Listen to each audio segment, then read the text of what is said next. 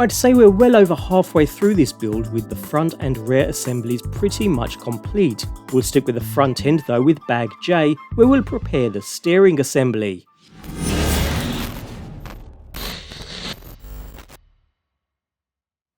Okay, so we'll crack straight on with the steering assembly, bag J. Everything we need is included within this bag, including the Ackerman plate, which does provide some customizability. Anyway, let's get this thing together. Start with the first bell crank here and insert a bearing into the top and bottom of the arm, before inserting a bushing from the bottom, and then securing the metal plate to the top of the bell crank's arm with a 10mm button head screw. Use a wrench to hold the bushing as you tighten the screw until snug. Notice the orientation of the plate here, which you'll need to copy if keeping a stock setup. Also ensure the metal plate moves freely.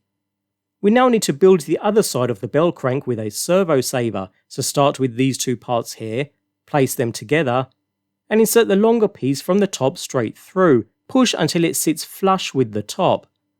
Next we can insert a spring from the bottom, and secure into place with the collared nut, complete with an O-ring inserted in which you want to apply a little thread lock first. You'll find this much easier if you use a 17mm wheel wrench here in order to tighten the nut all the way down so that the spring is fully compressed. With full compression, loosen off the nut with 2 full turns to achieve the optimal position.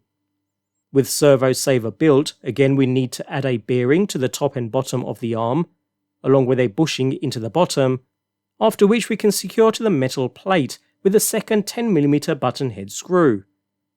Once complete, your servo saver should look like this. Now we need to build our steering links, again starting with some grease on the turnbuckle threads and screwing into the rod ends, just as before. These ones need a 30.25mm gap between rod ends. Again, use the guide within the manual to be as accurate as possible. And with the notch to the left, notice both rod ends slightly differ. The ones with the larger offset go on the outside of the buggy. With both built, we can insert the pivot balls into each rod end. Going back to our steering assembly, we need to attach the steering links, again making sure to orientate them so that the notch faces to the left side, and noting that the side with the smaller offset goes on the plate.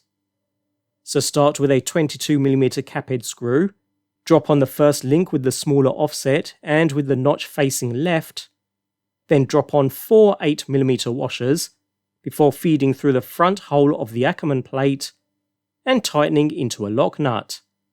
Repeat the same process on the opposite side, before finally inserting a bearing into the top and bottom of each bell crank.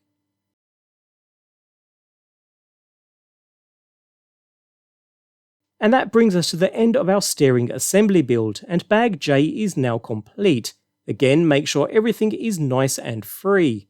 The next step is to get this attached to our front end assembly as well as onto the main chassis, and we'll do that with the next kit bag.